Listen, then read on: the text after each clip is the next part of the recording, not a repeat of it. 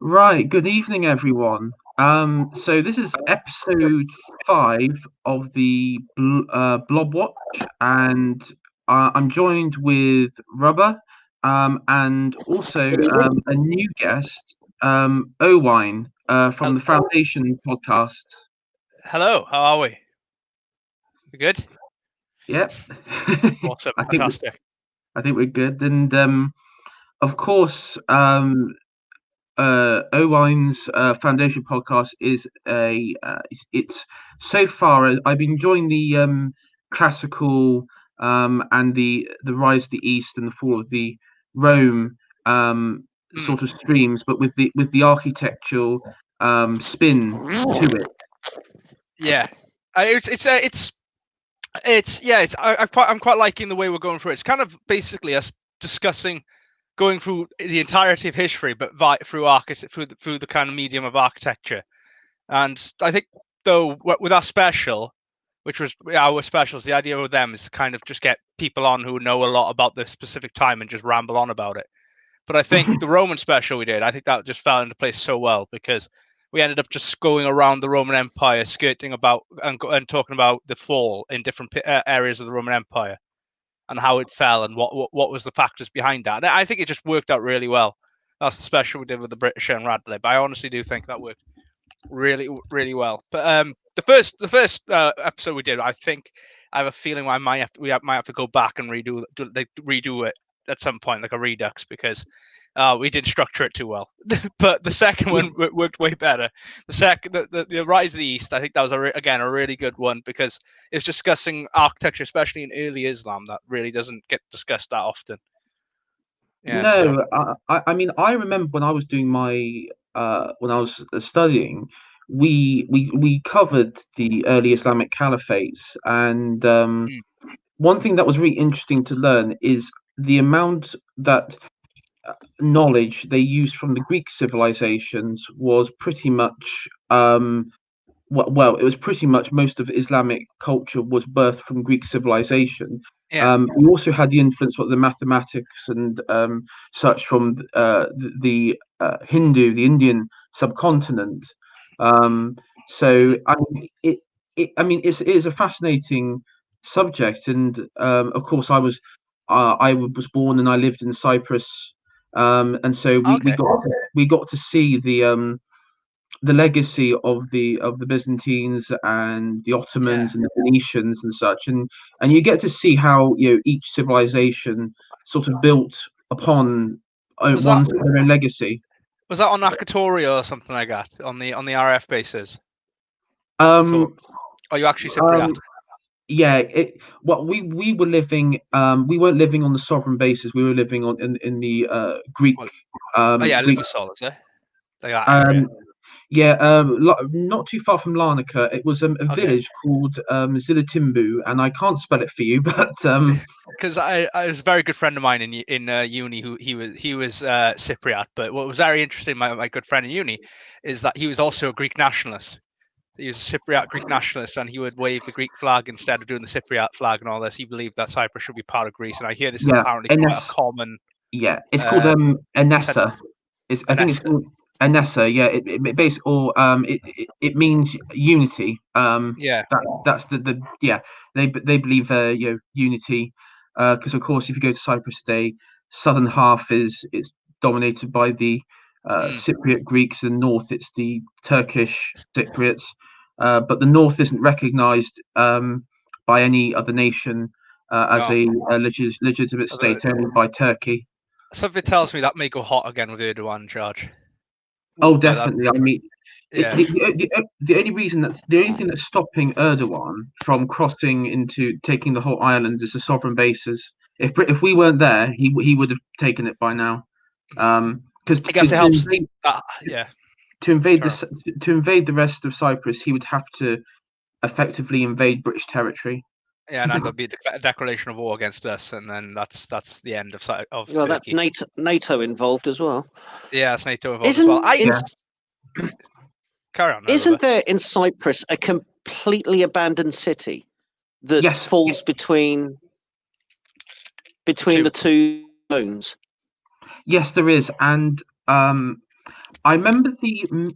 Oh, God, I'm gonna have to hang on a sec. I'll just ask. Just go off and ask. But no, I bring it up because I find Cyprus interesting. I always find the handover of the empire interesting. Like how we ended up with especially Malta and Cyprus. I think those are two very interesting ones because Malta, I always found that fascinating because they voted to join the UK, but we never took them in. Which imagine if Malta did join the UK, that would have become the 5th constituent. I think it would have been, and it was and you could think that we wouldn't be having colonies to Spain. Malta would become basically the party capital of the Med. It's just the whole thing with Malta is that there's such a close bond between Malta and Britain, and it feels like it's been forged through all that adversity. The attempts on numerous occasions by Italy and the Ottomans to try and take it, and always been there, and they've always fought like terriers, the Maltese, and it's just kind of it's bonded us together. There's something to do with the Templar there as well. I don't know the Knights Templar so well, but like Knights of St. John, they were the ones that inherited the island, if I remember correctly. Sorry, I'm back. I'm back, by the way, everyone. I found out the name. It's the abandoned city is called Marusha. It's between Famagusta and a place called Black Knight, which is I guess you could say like I think it's either a British or Turkish outpost. I can't remember which one. But that was its name is Marusha. It's an abandoned city. It's similar to Chernobyl, but because the invasion happened in the 70s, so all the cars, all the furniture in buildings, all the sort of like billboards, it's all like from the 70s. So it's a bit like stepping back in time. I imagine when you go there. I haven't been there because they're not allowed to go in there. And but when we were there was meant to be large Turkish military build-up in that area, large military presence, but you didn't see it. But you didn't see it because it's quite well hidden because it's an abandoned city, isn't it? The reason I'm so interested in Cyprus is because again, part of the empire. I'm always interested in the handovers and the kind of legacy of kind of the empire in these areas. Yeah. And I'm like, why we didn't give it to Greece afterwards? Because we were quite friendly with Greece at the time, and stuff it tells me the reason we didn't is because the Greeks were turning commie or fascist, and we didn't know which one. Yeah, I mean, there was a powerful. If you look at the handover, and when we were there, the Orthodox Church on the island was very powerful, and what got their independence was, I think their first president was actually, or first leader was an Orthodox bishop, and I can't remember. That was Makarios. That's right, yeah, Makarios. And the funny thing is, when we were there, one thing we noted was that the Greek Cypriots really disliked the British, but then you had the Turkish Cypriots were actually more favourable, and some even would say to us, "Oh, we miss it when when you Brits were here," which was we found was quite interesting. Yeah, I heard about this. Isn't it to do with that the Brits were the ones who invited the Turks there? They were Ottoman refugees, weren't they? I cannot remember. It's something to do with that. That's what my mate told me, but that may be just a kind of Cypriot. The Brits, we encouraged basically when because we got it off the Ottomans, and when we got it off the Ottomans, there was effectively the island was effectively sort of like you had like enclaves of Greek Cypriot and Turkish Cypriot, and because we being the nation that we are, the empire was a very liberal, very secular, progressive empire. We allowed like in India, sort of groups to mix and interact and live in certain and live together, and sort of break down those social barriers. And then, of course, when the time had come, and we left, that's what caused the problems, because you had like in the north, you had at Kyrenia, you had a Greek enclave in the town there, but then the surrounding countryside was dominated by the Cypriot Turks, and then in the south you had Turkish enclaves in the Greek bit, and so it was a bit like a miniature version of with India and Pakistan in many ways. Yeah. All right. Cool. Good. Good. Enough about Cyprus. Yeah. So obviously, yeah, as I said, P-Man just reminded us of why we're here. So like each stream, I try and do like a theme, a theme sort of interesting theme of the week. So like last week it was the Kenosha Kid's Revenge, with the lawyers and everything. Sort of tried to sort of style it in the Western, a Western format. And so this week it's Kay Burley, and I mean, she's launched her new show. She's very proud of this new show that she's got, but she's gone down the path of what I imagine to be Paxman on speed. So don't ask any question, just attack them. Just don't even wait for them to say anything. Just attack them personally. Yeah. I would say that, okay, in modern Britain, right, there's this style of interviewer which doesn't do any interviewing whatsoever. They just attack them, and they attempt to get a gotcha. It's the same thing Victoria Derbyshire has been doing for years. It's that idea of you ask them a question, and they are providing you an answer, even if it may be in a roundabout way, but you eventually get an answer. But then what will happen is that you will basically act like you have no patience. And you just keep pushing and pushing until eventually they get flustered and say something out of line, and then you'll hook on that, and then you'll play with that constantly. The idea is it's not so much. It's well, I'd say it's bad act. It's being a bad actor. It's going in with kind of a bad intention, an intention to make the opponent look bad. It's a debate. That's where it is actually. It's a debate. Yes. It was. Oh, sorry. I was just going to say, because earlier on in the week, Sky put out. The Sky's marketing department is absolutely dire, but they put out this photo on social media. It's like Kay Burley, in that kind of slightly side-on, arms folded, kind of serious look on her face, and go, always questioning, always. What were the other ones? Always truthful, always, and just I know. the amount always of dignified. Always dignified. And what's her first? Okay, Kay, you're launching your new show. What's your first take going to be? Is it going to be on the riots in America? Is it going to? Is it going to be Brexit trade negotiations? No, it's going to be about what Tony Abbott might believe in his personal life. Oh, Tony Abbott. That's your. Did you see what his sister, the point of contention that Kay Burley used against Matt Hancock was, oh well, imagine what his lesbian sister thinks about what he said about gay people. Don't you think she may already know?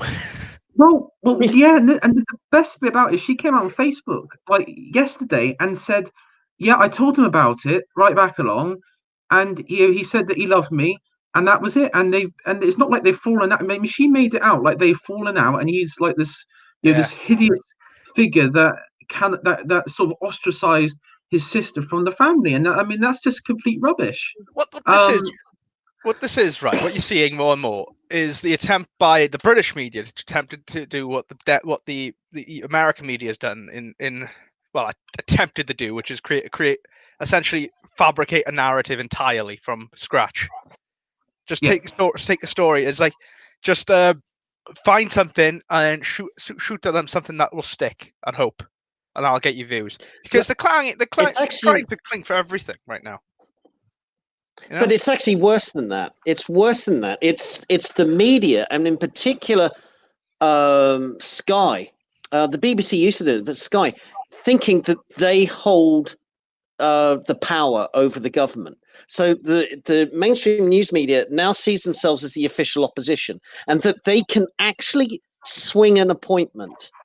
They can force people into resigning, not because not because there are genuine grounds to block an appointment or genuine grounds to force a resignation by asking difficult questions. It's, as you said, it's creating a narrative to absolutely dictate government policy, and it's far worse. And it's not a new thing. It's not a new thing. This has been going on. I'm trying to think of an earlier example, but I think we've had this since the 90s, where the press just go, I don't like that minister, or I don't like that special advisor. And they just relentlessly drag things up, drip. Rhubba, do you remember the sleaze years of Major and his ministers, and the sort of, because this is where a lot of the phone hacking came into, and the sort of dodgy, sort of questionable methods of the tabloids, where they would dig up dirts on all these conservative ministers and conservative MPs in the build up to Tony Blair's '97 election, and of course it was like effectively the media at that point became the cheerleaders for New Labour, and Kay Burley she's effectively the cheerleader for Keir Starmer from at the moment. I mean, Sir Keir can do no wrong. Yeah, absolutely. And this is, I mean, when the news were doing this to the Major's government, I'd say there were a few genuine rotten apples in the government. I mean, I think back to, there was Tim Yeo doing Cash for Questions. Who else was around? There was one or two. I think was it Stephen Milligan. There was one who got like a woman, one of his like a maid or one of his employees pregnant, and then the child had like a learning difficulty or something, and then he sort of left her, and I think that was David Mellor, and frankly, David Mellor had it coming. He was just odious. That was Neil Hamilton as well. I mean, he did that was another one again. Bungs. That was bungs and bribery with Neil Hamilton. But a few ones that I wouldn't say were dodgy, but the press had a drip effect on them. So I'm thinking people like William Waldegrave was targeted that way. And his seat was a little bit vulnerable, and the press kind of did a relentless, just any little thing that Waldegrave did got amplified.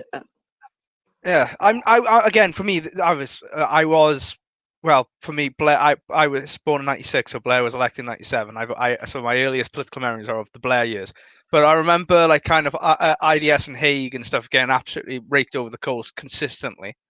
Oh, Hague was ruthless. He was ruthlessly attacked by the media. But then again, at the same time, he had, and I think I'll talk about this rather last time you're on. I remember the name. It was Alan Duncan, who was his official advisor. Now, Alan Duncan is the most useless person to ever be in politics. He is. I mean, imagine. Okay, he was a grifter. And he's a grifter on his homosexuality, to put it bluntly. That is his political basis, especially in the coalition years.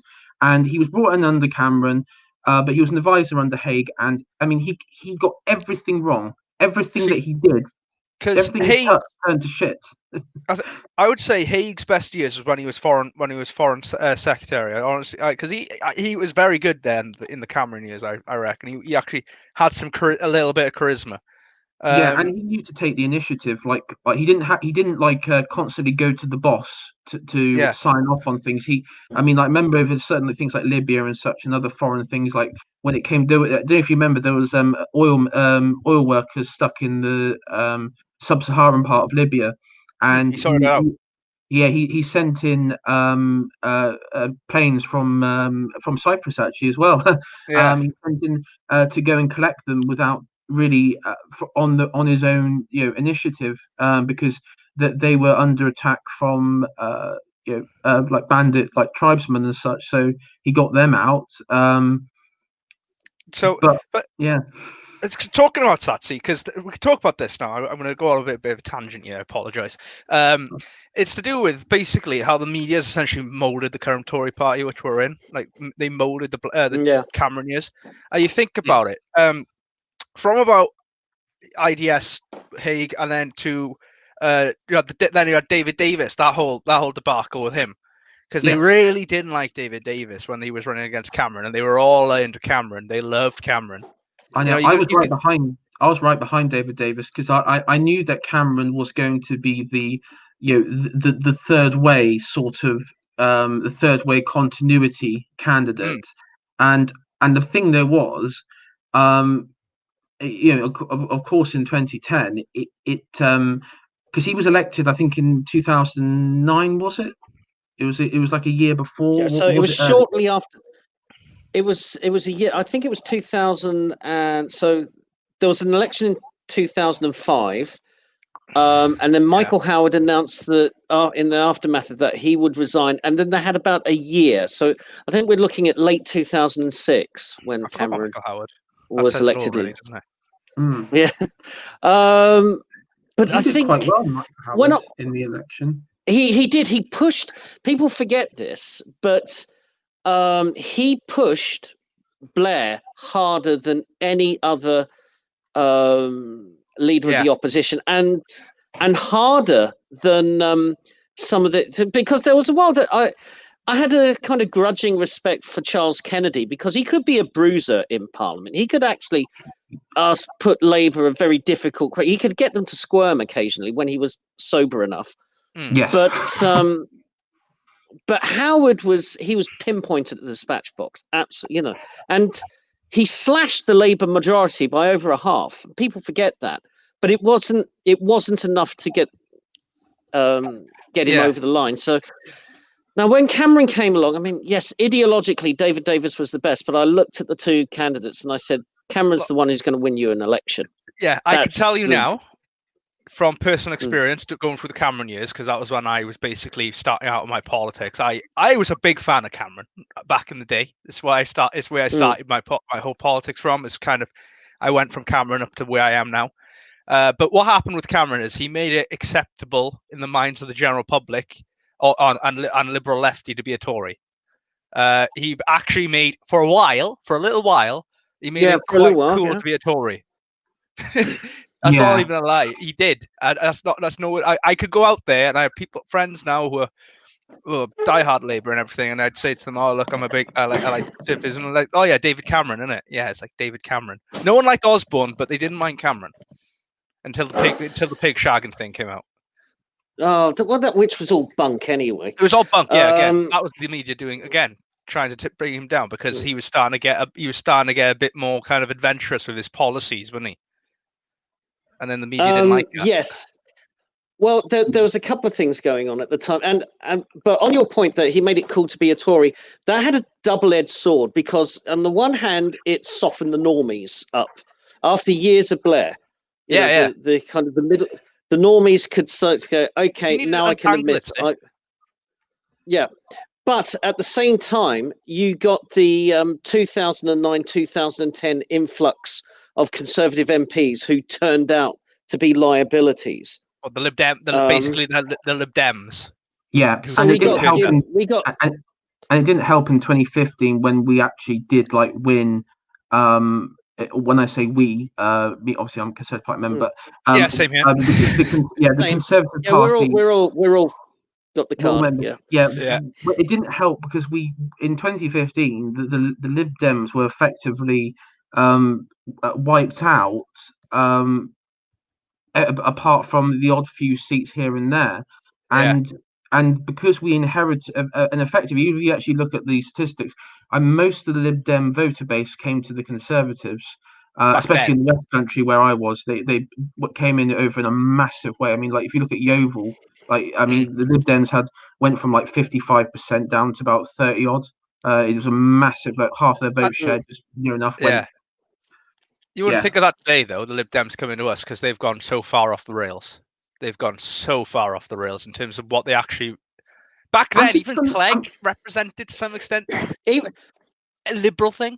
Yeah, I mean, I can't imagine. Clegg. I can't imagine Clegg give it talking. I mean, do we actually know what Clegg said about like wokeism? He wasn't too keen on it. Clegg was big into free speech and actually getting rid of laws, like actually deregulating. He actually wanted to deregulate things, and it was because he wanted to do that. Was it the Great Repeal Act, which was his thing, but he just became too lazy to do it. But Vince Cable was like, I mean, I spoke to I know Tessa Munt quite well, and she was a Lib Dem MP for Wales, and she was like the undersecretary for him during the coalition years.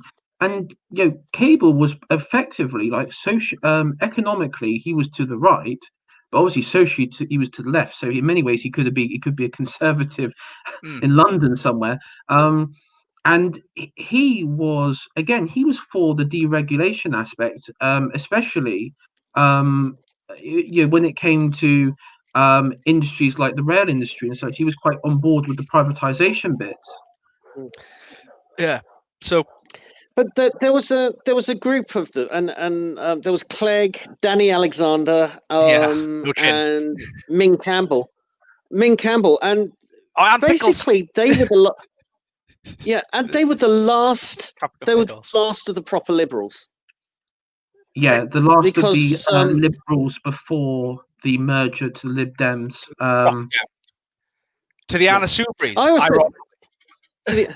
But that era of the Liberal Democrats, and I'm going to go back a little bit further and include Paddy Ashdown in this. And I said, the two things I find most objectionable about the Lib Dems is their devotion to the unquestioned devotion to the EU, and also proportional representation, because what they wanted out of proportional representation would have just handed the Labour Party keys to the United Kingdom forever.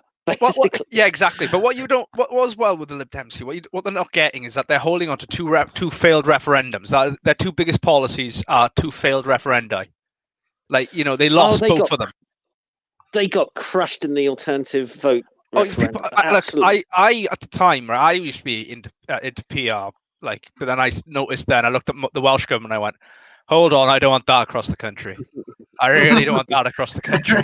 It's really bad.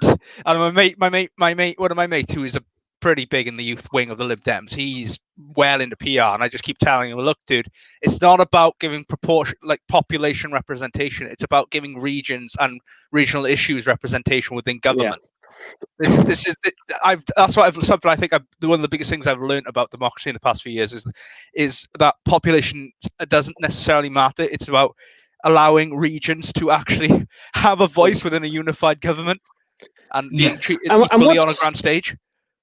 And what's great about the constituency system is that even if you've got a high-flying cabinet MP, you as somebody off the street in that constituency have an amount of pester power.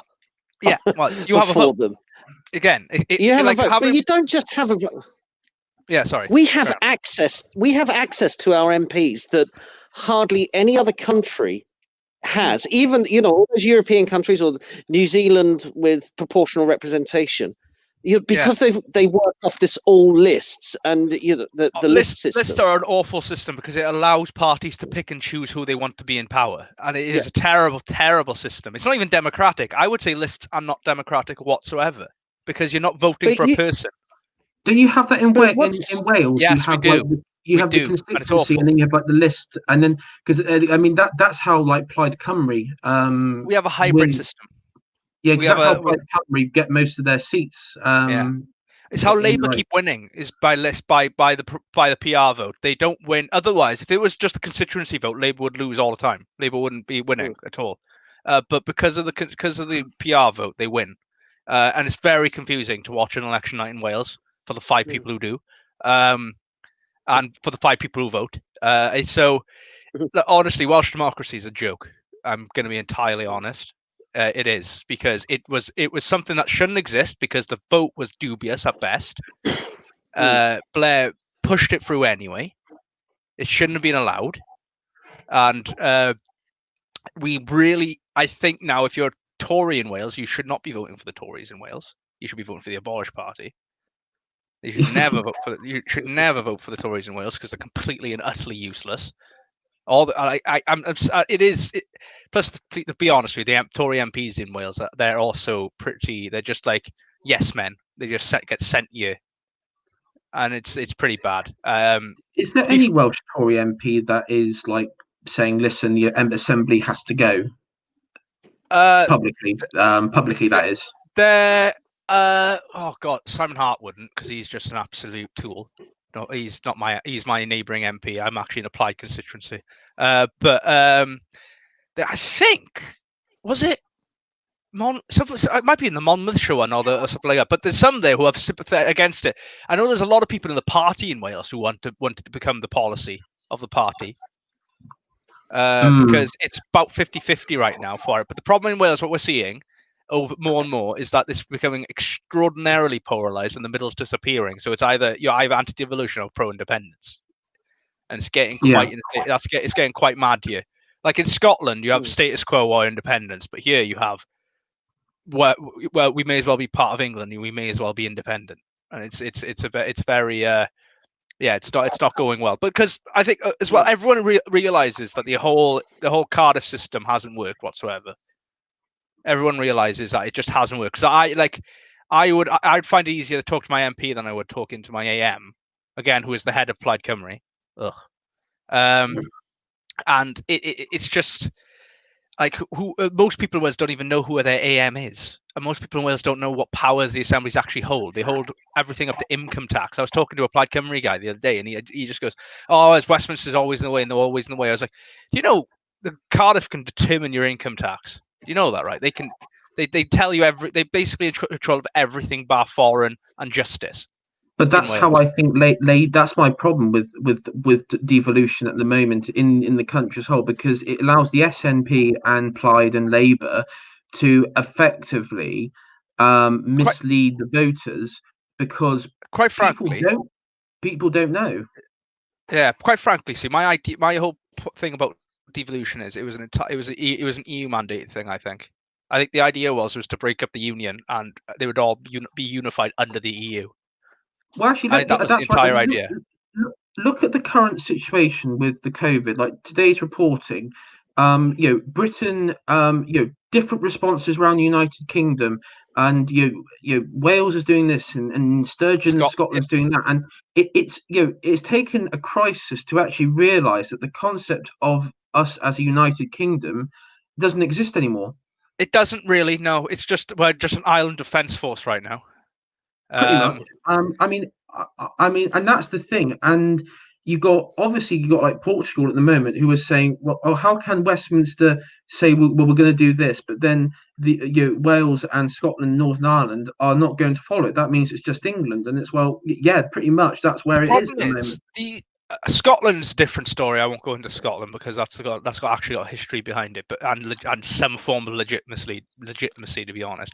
But for the Welsh Assembly, it doesn't command any legitimacy, but they pretend like they do. The actual, like, again, the vote didn't give them sovereignty. I think if you're going to have a devolution, it has to be over 60% people vote in favour, and you have to have at least more than a 50% turnout. So the Welsh devolution referendum was something like a 30% turnout, and it was still 50.1%. Yeah, that's ridiculous. That should not have been allowed to go ahead. No, for something so big, I think it's a bit criminal to have that go ahead. But then that was the Blair years. Well, yeah, I would compare it to that bogus referendum that Putin, the Russians did in Crimea, where it was never a choice. No, it was happening whether we liked it or not. Yeah, because it became the, it was the in many, because the funny thing is, if you actually look at the results back then in 97, what gave, I think, Blair the legitimacy was the fact that Tories were wiped out, not just in Scotland, but they were wiped out in Wales as well. They had no members of Parliament in Wales, and they had no council control over any councils in Wales either. John Major, he was just not that good, was he? He's just not that good. Like the whole Tories at that point they decided they didn't like what Thatcher did and tried to be different to it, didn't they? And they kind of just destroyed the entire platform. they were splitting off in different directions. I mean, it was good enough to beat Labour in 92, but after 95, yes, but after 95, just with the split between Major and Norman Lamont, and the crashing out of the exchange rate mechanism, and then just you just wanted, okay, what's the Conservative government about? What's Major's government about? And it just became the only things were it was the Cones hotline and rebranding polytechnics into universities. That was it. That was a failure. Yeah. But at the same time, we balk at the guy now, roll our eyeballs because he's a complete EU loon. But Ken Clarke was one of the best chancellors since fantastic the Second World War. It's like Osborne. Osborne was a fantastic money man, but he was just a horrible person. Yeah, you wouldn't trust him. You wouldn't trust him with your wallet, really. Yeah. Ironic as it sounds. You wouldn't trust it. But Ken Clarke, the country was at its most affluent in the late 90s. People didn't think of that. That again, we had a media that convinced everybody we were worse off than we actually were. Well, they managed to encourage, and I mean, I don't know about you, but I've always thought because we always take. I mean, if you take the media reporting now on Conservatives and the media, because I think the British media it always sort of mimics. It's always like a step behind and mimics the American media. And of course, in the United States at that time, you had Bill Clinton and his third way sort of ism. You take the best bits of Republicans and the best bit for the Democrats and blend it together. And of course, that's what Blair was pushing. He pretty much copied Clinton's sort of third wayism with obviously, but with New Labour. And so it sort of, I think again, it was sort of the elites at the time made it an inevitable, and they played on the Conservative Party fatigue that had gone on, because I think at that time the Conservatives had been in power for what was it? 18 years. Sorry, how long was it? 18 years. 18 years. I mean, that's the lifetime of a voter. And to be honest, I think it tells you more about the state of the left than it does about anything else. And I think, I mean, I don't know if what's going to happen at the next general election. If what's going to happen, if I think Boris is going, I don't know if he's going to win. I don't know what's going to happen in the next one. But I mean, like when we talk about the media, obviously, because this is what we're discussing, I'm seeing a lot of increased American like CNN tactics going on with Sky News in particular, but also sort of creeping into the BBC, BBC News as well. So like the BBC, like today, they were reporting on events in America. And they talked about they were sort of doing what CNN did, so like running cover for Biden. So so Trump, he was the first one to visit Kenosha in the wake of the riots, and then Biden had to concede and basically copy Trump and go to Kenosha, even though he hasn't been doing that, and there's been this running joke about him hiding in the bunker or something. And so he went out there, and then the BBC just reported, okay, Biden's gone to Kenosha to see the victims, and Trump is on Twitter, saying this about the family, and it's like what's going on here? I mean, it's just at the moment the media is just, they're not even trying to spin something, like report on something and spin it. They're just blatantly either not informing people or lying for their chosen candidate.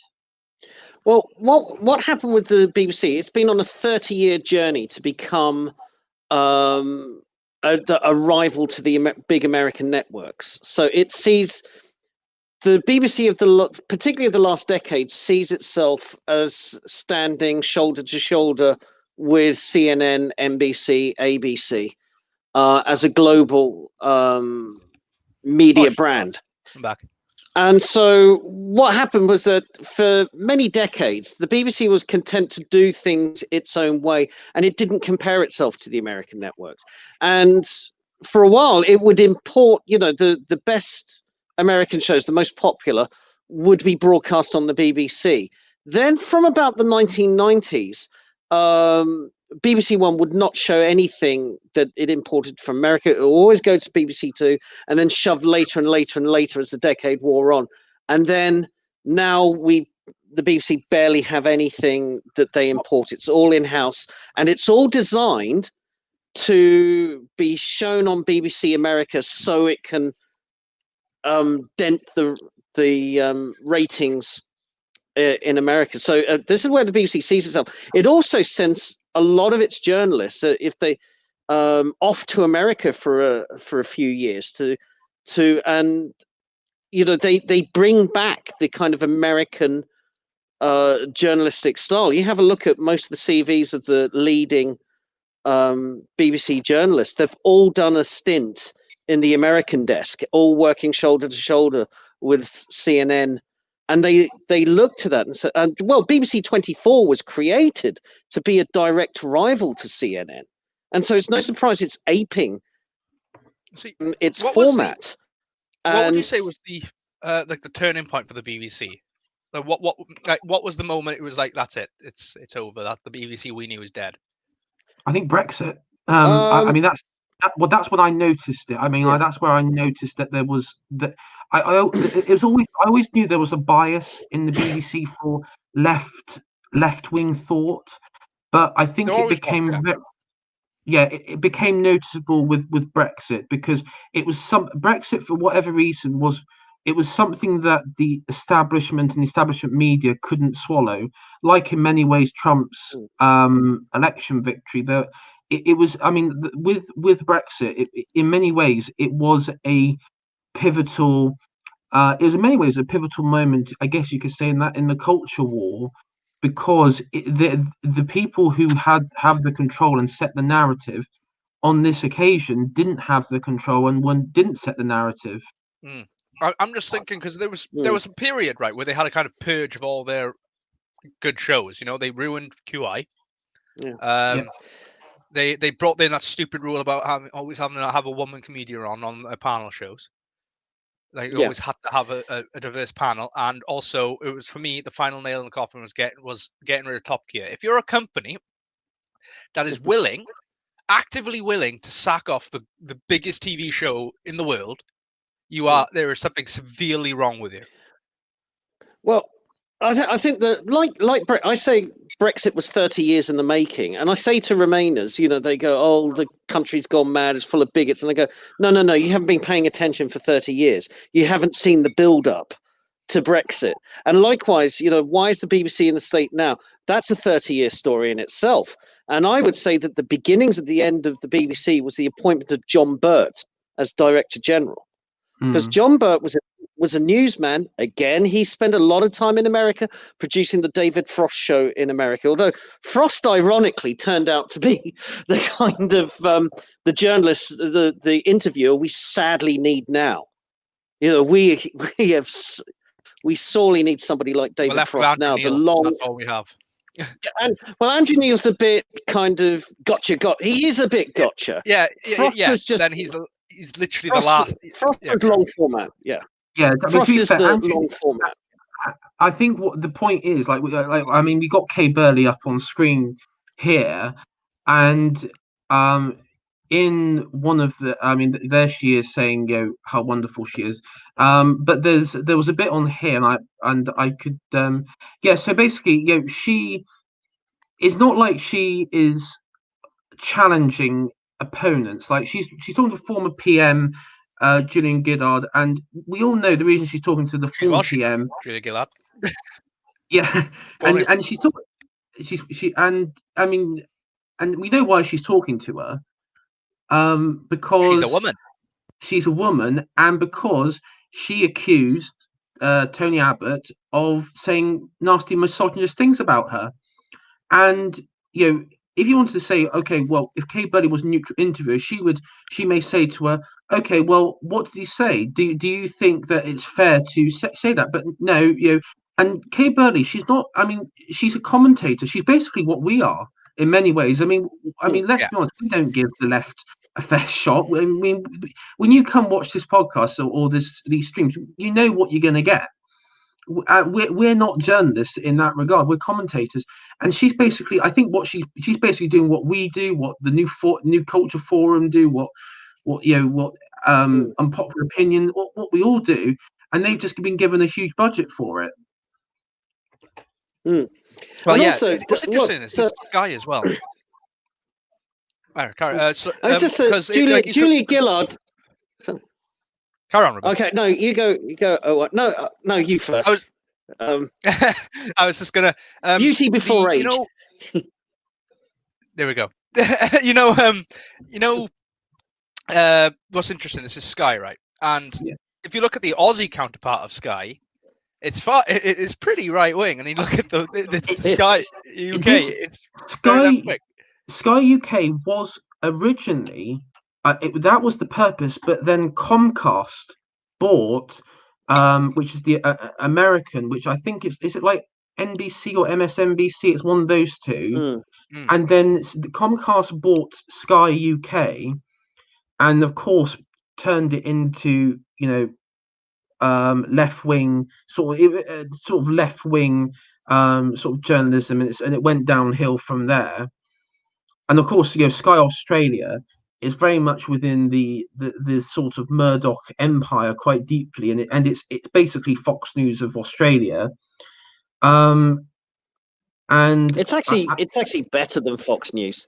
Yeah, it's far more detailed. They have more detail. I mean, one of my criticisms with Fox News, I mean, they're pretty much like where some people we used to watch in 2016, where it's like, oh yeah, we own the libtards a bit, but Fox News, so it was Sky News Australia. They actually do quite in depth. I mean, I think that there's sort of in depth analysis of the latest video of that pregnant woman. They're right wing, but they're not American right wing.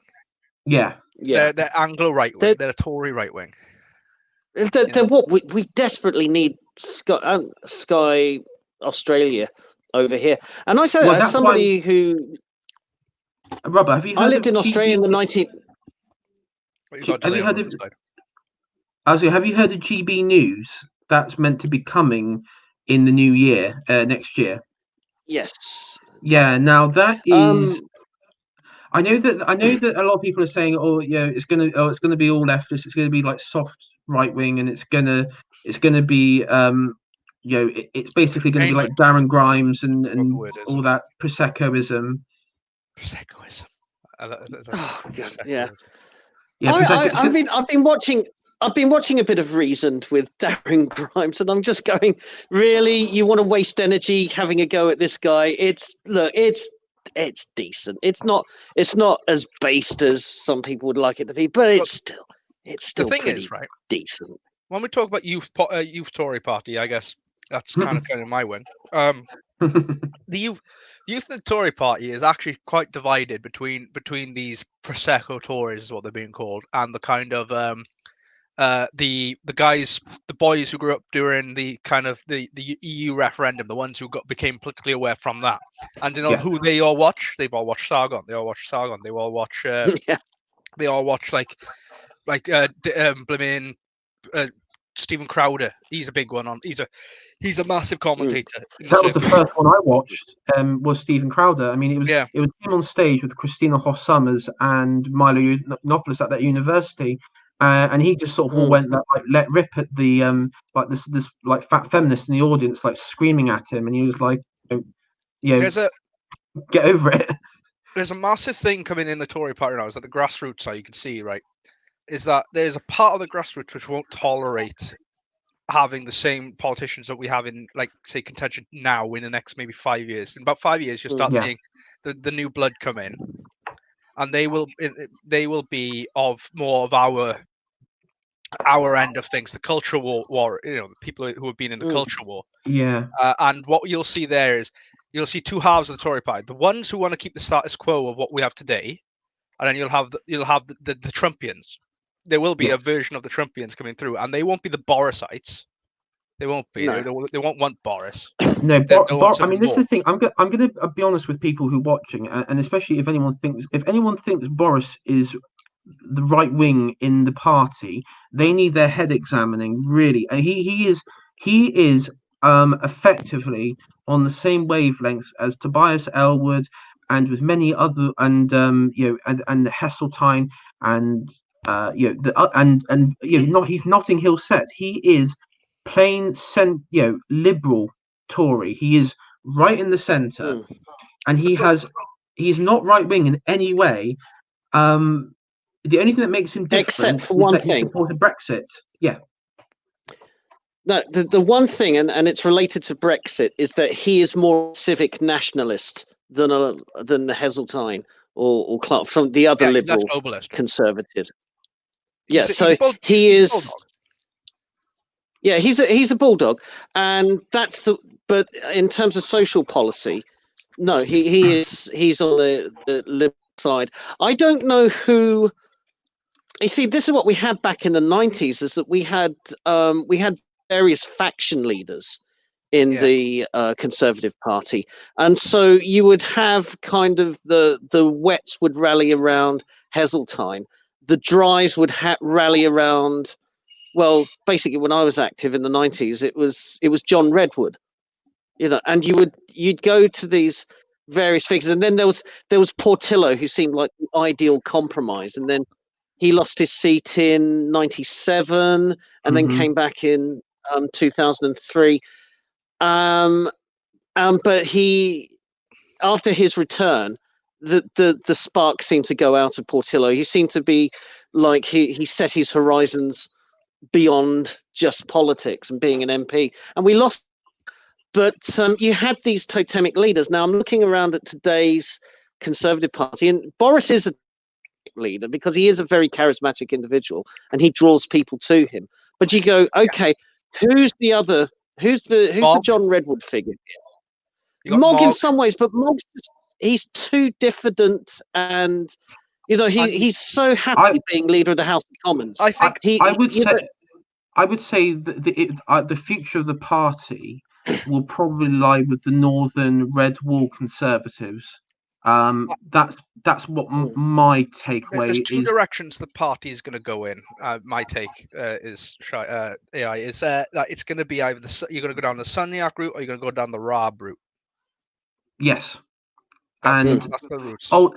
The current Chancellor, Rishi Sunak, he is groomed. I mean, that he's going to be in the running for the next leadership contest. Oh, yeah. He's been groomed by the Tory establishment, and he failed. Yeah, and I'm just trying to think. Who? Who's the other one? Clive. Well, there's a number of the Red Wall Tories who come in, and you see their Twitter feeds, and they're going, "What the hell's the police doing? What the hell is this statue?"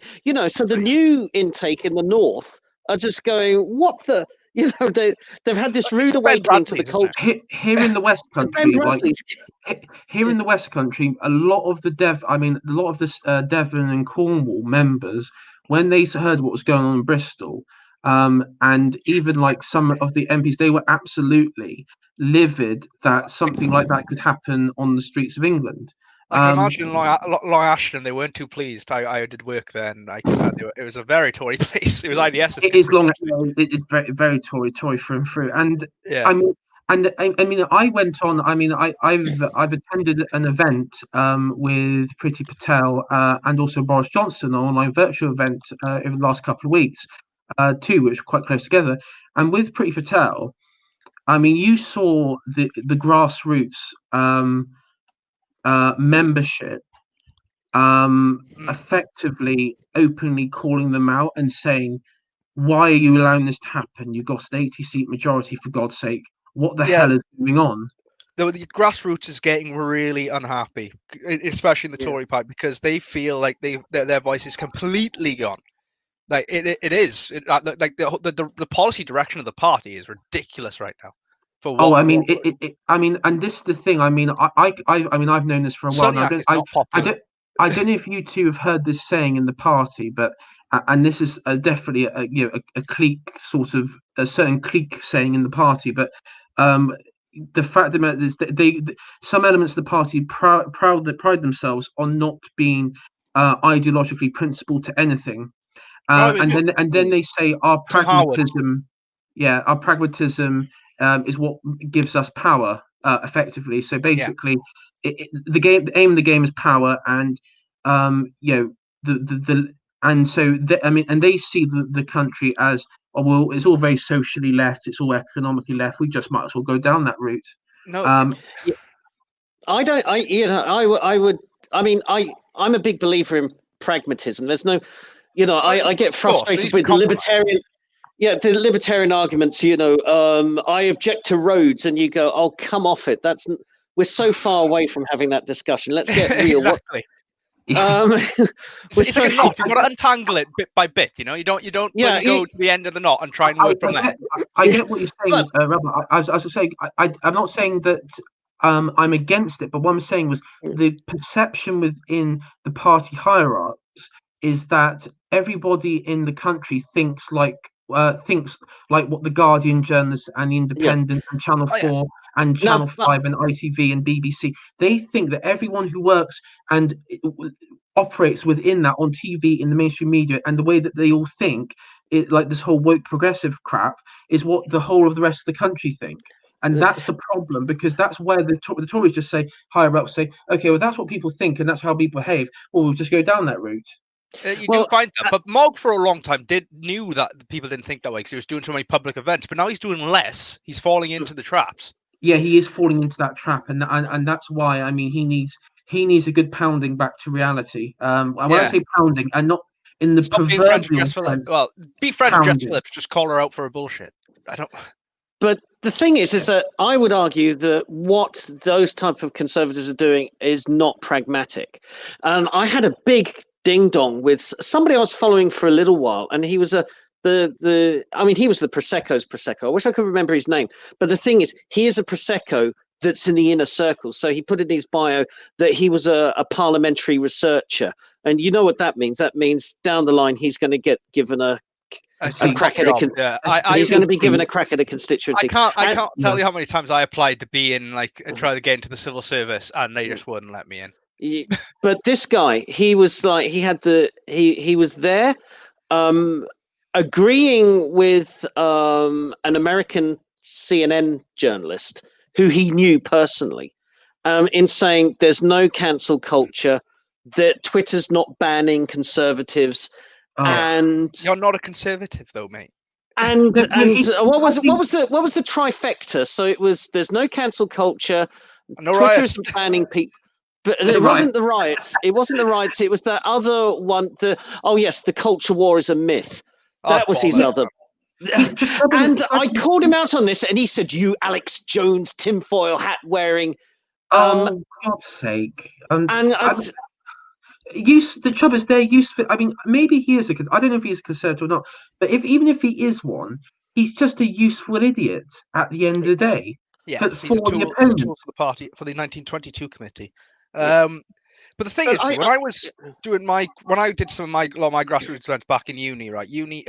Again, I'm telling you now, there's a hefty amount of silent Tories in unis, and you don't know you do not underestimate how many there Tories are in uni. There are quite a lot, but they just don't want to. They just don't want to talk, because these are people who understand how batshit crazy Labour are, especially in unis. They understand this, but they won't say anything because lecturers, I know this from experience, will call you out on it, and they will have a go at you in the corridor if they know you're of a certain persuasion. But doing in architecture, when I was doing architecture, and people found out eventually what I was Tory and stuff. I was open about it. Most people, everyone there was very happy to talk to me about it and stuff like that. They were like, I had no animosity from anyone in my architecture department, which was very odd because very liberal, half comedy department, to be fair. But anyway, back to the grassroots stuff. On the grassroots ground, right? I know when I was talking to a lot of the kids who were in these events, the younger ones, like my age and younger, which would have been back then about 21, 22 and younger. They were all. It was weird because they were all looking up to me in a way. It's just because like I was the oldest of the kind of YouTube generation within there, and these are all people who grew up on YouTube, political YouTube commentators, the first ones, coming through, and they come in to see Mog because they've seen him on internet and stuff like that, and they really they really want to see that Mog, and then they get surrounded by the old the council Tories and the man from the Shire blimmin' from the committee from the Shire committee or something like that, and then these old gents just don't understand whatsoever what is motivating these younger lads in the Tory party, because it's no longer a loyalty to the party, it's a loyalty to the principle. Well, thank goodness there are people loyal to the principle, because the thing about this, as I said, I'm all for pragmatism. There's no point going for something that is unattainable. It is because the left can do that. The left do that easily. They go for something they want to pitch something that's completely unreasonable. But at the same time, if they say, okay, we're going to go with the Guardian set here, that's not pragmatic, because it will hurt. What the Guardian set want will end up hurting everybody, and it's not practical to follow that. It's mad, because you're wondering who's in the machine in CCHQ right now. It's absolutely mad, because someone in there has to be telling their boss, "Go, look, this isn't right," Like, you got to be seeing Twitter. You got to be seeing currently the polls turning against BLM in the US. You got to be seeing like, oh shit, we've completely miscalculated this. Has any Conservative minister or Boris at any point said the word woke culture, like in any negative context, like woke? Rob, loads of times. I think Rob has. I'm pretty sure. Gove has at a constituency meeting, but I don't know if he said it in the media, but he certainly said Rob, it at a constituency meeting. Because that was one thing I've never. When Boris did that thing where he was asked about it, obviously that's another news story. Rule Britannia and the proms and everything. I mean another one on the pile. That was because Boris's response to it, everyone was sort of like, yay, but at the same time, I was a bit like, well, yay, but at the same time, number one, what do you mean that your handler, or was it your but he said something like handlers or advisors or his people wouldn't want him to talk about it. I mean, it's like, who's your handlers? You're the Prime Minister. Yeah. That was what Sargon said. Tell me who that is, and I will do my utmost within my Shire Tory group. Unless the Queen is over there telling you not to say it, there's no one else who can tell you not to say it. Yeah, and that characterizes so much about Boris, is that yes, the condemnation for the woke activists will come eventually, but it will be phrased as kind of, well, they really shouldn't do this kind of thing, and it's a kind of. It's not vehement enough. It's not the no. It's not the Macron no. Yeah, but it's like Thatcher. I mean, think about Thatcher. We need a not returning moment. Yeah, like Thatcher. I mean, well, Thatcher, she went to like plenty of universities where you had these rampant, Marxists at the time screaming and shouting at her, and I remember she basically turned around and said, "This is why I'm in politics, and this is why I'm Prime Minister, to stop them." And it was, and stop and she. I mean, and you just think back to the way that she would have behaved. She would have just quite happily stood up there and said no. It's like her speech against the Swedish lady about Scandinavian neutrality in the war and stuff like that. It's just she stood up for it. She stood like man what her principles was, but she stood up for them so well, and she made it clear what they were. But then, and she wouldn't shy away from saying things. I think, again, to me, this like watching it back, It's just that speech about what she said about the Europeans. It's like they're a weak lot, you know, feeble. Yeah, and it's. I mean, like, wow. But that's when you had that's when you had a bit of fangs. When you had a prime minister with a bit of fangs about them. That moment there was Brexit. That was the moment that she implanted in the minds of everyone that Britain was not Europe. Yeah, that's the moment she did that, and then I tell you that's the seed. But the thing about the Proseccos, right, compared with Thatcher, and we all want somebody with a bit of steel core and a bit of ideology, but conservative ideology behind them. But the Proseccos, and particularly this guy I clashed with, they view conservatism through the prism of capitalism and big business. That's why they're in the game, because they just want they want the big businesses to flourish and succeed, to drive the economy. And things like culture war, things like cancel culture. In the way. Even if the big businesses like promote Marxist organisations and call Tories scumbags and basically unsympathetic towards the plight of the migrants. Well, the whole thing is, and I did speak to one of these people, but he was a lot more open, and he said with a heavy heart, he said, "I didn't get involved in conservatism to get muddy in the culture war." He found it really, the culture war was grubby, horrible, nasty. Why are we doing this? But he grudgingly acknowledged that the left have chosen this as a battlefield. Yeah, I didn't. That's the equivalent of saying I didn't go to the trenches to get muddy. Yeah. I've noticed that with a lot of conservatives where I am, and I was honest at one of the lunches. I basically, without slamming the table and saying, "Listen, if you continue down on this path, there won't be a country, and there certainly will never be a Conservative Party." And even, and this is what I was saying. Okay, you don't want to be involved with the culture war. That's fine, but at the same time, the culture war is going to come crashing down on you whether you like it or not. What you need, lend us your arms. That's what we need. We don't need you necessarily. We just need a lend-lease. If you want to defend business and free trade and everything, I get that. That's what you want. That's fine. But at the way we're going, you're never going to have that, because the way that the media's going, the way that the culture's going, and if we go on by what Yuri Bezmenov, his predictions were about the ultimate sort of 4D subversive game that exists, I can quite easily envision a future, a generation, next couple of generations of just being dominated by the left. Entirely.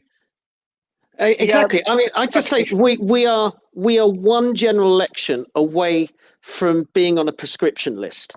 The three of us plus all the rest of us.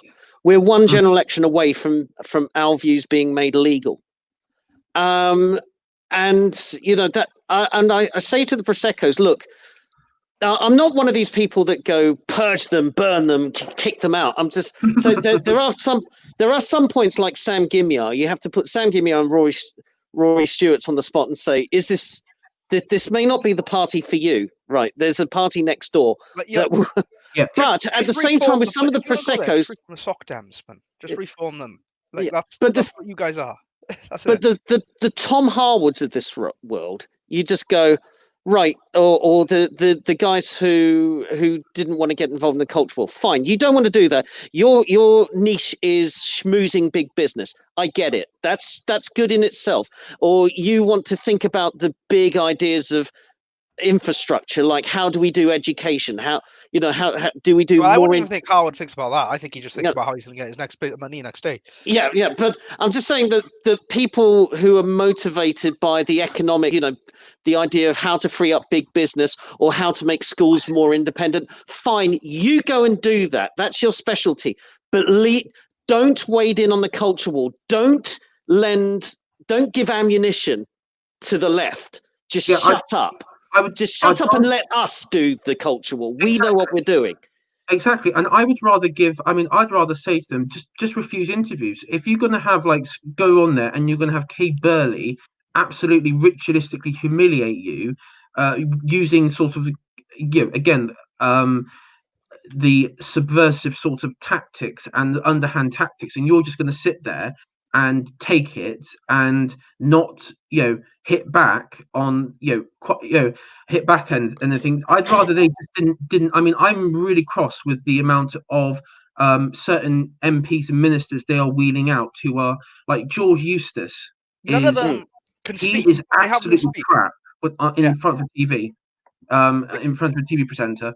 They need I've never known him. I'm telling you, they need to just bring out Rob time and time again, because he will not budge, and he'll sit there quietly if they keep asking him the wrong question. He won't say anything. Or my man Gove. Just bring him out. Where's he been the last few months? But he can dismantle a journalist easily. Yeah, well, that's it. You need to be on the offensive again. Why are we? Why I don't? This is the thing about the Tories, right? They're always playing on the defensive, even though they're in the majority. It makes no sense. I know, but I think a lot of that is cultural, because they've only from '97 onwards they've only ever known compromise, and then when they actually did get a taste of power in the coalition, it was always compromise with the Lib Dems, and so they're still in that mentality of compromise, like they have to appease this, this metropolitan grouping. And I don't understand why, but that's why I see that what they're doing. You know what they are? They're too afraid of the success Thatcher had, because they're too afraid of being they're afraid that they're going to turn off voters by being offensive again, like she was. But things move on. Where we are in 2020 is not where we were in 2010. In 2010, you could make a reasonable argument for a kind of Conservative Party that was softer around the edges. And so we're in coalition with the Lib Dems, so we have to soften it up a bit more, because that's the electoral hand that was dealt. But we've moved on. We're now got an 80 seat majority with Joe Public, the normies, more to the right than people gave them credit for. So there's we have a majority socially conservative voting base. And so we shouldn't be back in 2009, 2010 trying to schmooze the middle class urban. I'm wheeling out Gordon Brown now and again for some reason. Yeah, we're not in that place anymore. We're in a different place. And also, I mean, one thing I've noticed with the government, and this is quite new to this government, is it seems to, and May's government did do it a bit, to be fair. It's like it seems like they're chasing the media's tail on all the stories. It's like they're always on the back foot. They are never ahead of the game. It seems like there's that. I mean, whoever is their like media advisor or whoever's doing like the media spin person, they need to sack them. Whoever they are. It's failure to be like Trump. They want to be the ones creating the stories, but by commenting first on it, but they can never get it fast enough, because the Tory party is a lumbering buffoon. Yeah, it's terrible. It's absolutely retarded in the old-fashioned sense of slow, just completely retarded when it comes to their handling of the media. They need a massive wake-up call. And the problem is they also have really bad communication. Communication, but also like Twitter responses. Oh, terrible social media. They're awful. I never got it. I shared. Lucky how the right-wing comedy has got big. Otherwise, there would be nothing, because they were useless at it. Yeah, and I mean, I shared a tweet by a Conservative MP in Scotland who basically just listed insults that somebody sent to him as like a part, like on his a party sort of community event, and it was basically six chip Tory and twat Tory and all that sort of stuff, and he just shared it. And it's like, oh, for God's sake, man, surely you know that your opponents are just going to take the piss out of you and use it further to say, oh, look at this guy, let's laugh at him. And of course, lo and behold, not only that happened, but it ended up trending. And then all the other SNP and Labour rights just called him, six chip Tory. And it's like, I was like, oh my God, have you guys never? The thing is, the Tory, many people, they're so naive. The party is in general, and also we've had it. We've got the chip on our shoulders now, because we've been out here for so long. but they haven't. They've been in the West. They've been in their little bubbles, and they're still in their little constituency parties bubbles. They barely speak to anyone outside of a Tory circle, and they still think that everyone has the same kind of sense of honor and chivalry that exists, and no one's going to take something and use it against you. No, it's not. No, the world doesn't work like that anymore. The days of civil politics, I'm sorry, it's pretty much over. And that's where the Republicans in America have gone right, because they no longer are like the sort of respectable old right. They will quite happily go in there, go in the ground, take on the left, down in the sort of dirt sort of thing. And the trouble is, the Conservatives at the moment won't do it. I am hopeful with the young, as we said, young Conservatives of that sort of, the council estate, the sort of Shire Tory types like myself and probably you and others. When it comes down to it, when we go into that sort of, that's our generation go into the roles of MPs. There will be a massive. I think. I wish to do so one day, but I don't think. And I hope there's a massive shift in the party. I mean, I think it will be along the lines of the old sort of liberal order of the party, and probably something, and then it'll be against the sort of more right Trumpian. They'll probably say nationalist. I mean, the media will call us nationalists. Yeah, they will be. They'll be called the nationalist wing of the party, and they'll be like, oh, they watched Carl Benjamin. They were sympathetic to Tommy Robinson, and like that's basically what that's how they're gonna picture it. It's like these are the people of the Trump generation. That's what they're going to call it, actually. They're going to call it the Trump generation. Yeah, it'll be the Trump. We would be the Trump generation, and we'll be the ones that will be. And I reckon you'll have a lot of the old outgoing from the Cameron years, and maybe a bit before, but especially the Cameron years and the May years. They will all leave the party, and they'll say the party's been taken over by right-wing extremists. They did that already. And such and such and such. That happened. I mean, we had a kind of mini Night of the Long Knives in the build up to 2019 election. I know, I enjoyed that. Actually, that sort of moment when Nicholas Soames and all of them were just like kicked out of the party, and it was like he just got off the phone on Channel 4 and he said, "They just kicked me out of the party," and I was like, because you weren't following the fucking party line, mate. No. But I tell you, there's one Conservative MP who does get Twitter. He does get social media, and he's good at it. And that's James Cleverly. Oh God, Cleverly he's really does good. All right. I would actually have been all right with him, maybe running for Prime Minister.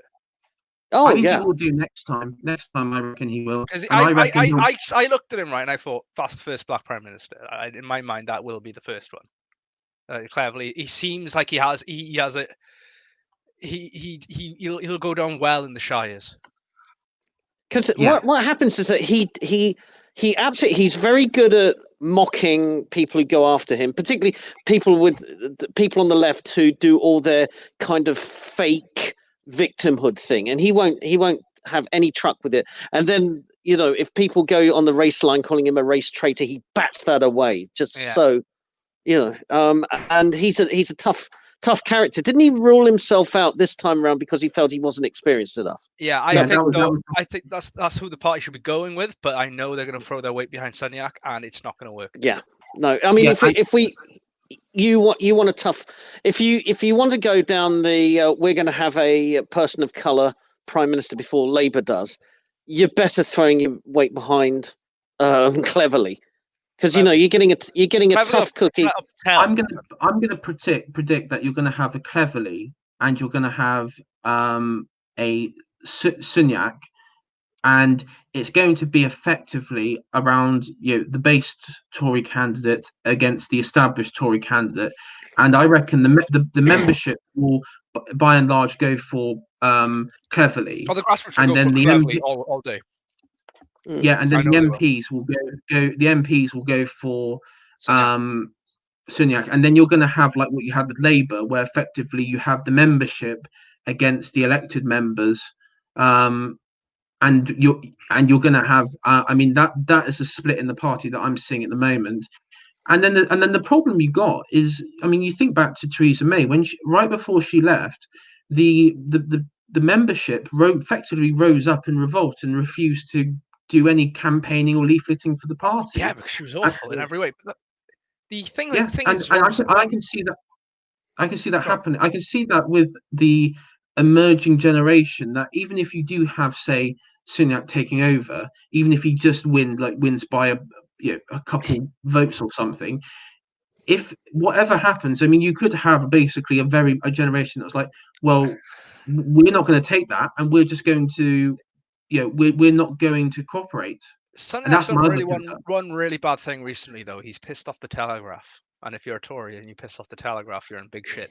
Well, I don't know. I mean, I think in the Tory party would be, but I mean, I've noticed that all the papers seem to be quite happily to do a bit of, well, I guess what we say, blue on blue. I mean, even the Mail has been a bit, To be fair, I think the out of all the cultural right now, I still think the Telegraph's probably been the best paper, the ones which are left.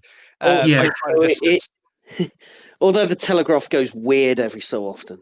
It does. It has these weird like flitches. It's like the Times was like that for a while, but then eventually they just gave in. Like, they were like, "Oh, we're still a Tory, but we're not." Saddest anime death with the Times. That was a bit unexpected, actually. I had to ring him up and tell him why you quit. And I was like, look, you're too left wing for me. I'm sorry, this is beyond now. Oh yeah, we had that subscription conversation as well. It's like, why are you leaving with us? Because you're basically communist now. That's why you've gone mad. Like, you used to have the red corner, which was fine, right? I could deal with that. That made fine. But now it's just like, what is this? What are you doing? You're the keeper of record. I came here for completely just fact. I don't want anything else. You're just sort of the paper of record. I don't want anything. I don't want your comment about everything. I want to know exactly. And but the thing about what I was saying just now with Sunyak is that he's doing his tax rises, isn't he? He's bringing in that big tax rise package. Yeah. And again, that's not going to go down well, because I think again, the Tories right now, they're mad against inheritance tax in the party, and they're mad against capital gains tax. Capital gains tax is a stupid tax that shouldn't even exist. It's a horrible. And it's a lot of party members are coming to the realization that this Keynesian economic package, effectively, that we're going to have, I mean, it's pissed off both wings of the party, quite honestly. Entirely. And that's the amazing thing. It's pissed off both wings, and I mean, and this is the thing. I've said it quite, I said quite openly. I could probably accept the Keynesian economic package if they were socially right and they actually came down on Black Lives Matter and the traditional aspects of Britain, and protected our culture, our cultural heritage sites and monuments and such. And if they actually came down hard on that and were like, no, you're not going to do it, and said to Dawn Butler, you're not going to demoralize our police force, and you're not going to lie about them in the media. If they did something like that, I'd probably be a bit more forgiving. But at the same time, they've moved economically to the left and socially to the left, and that, for me, it's becoming a problem. It's becoming a problem with a lot at the moment in the party, especially because we voted for them on the premise that they were going to go the other way. Yeah.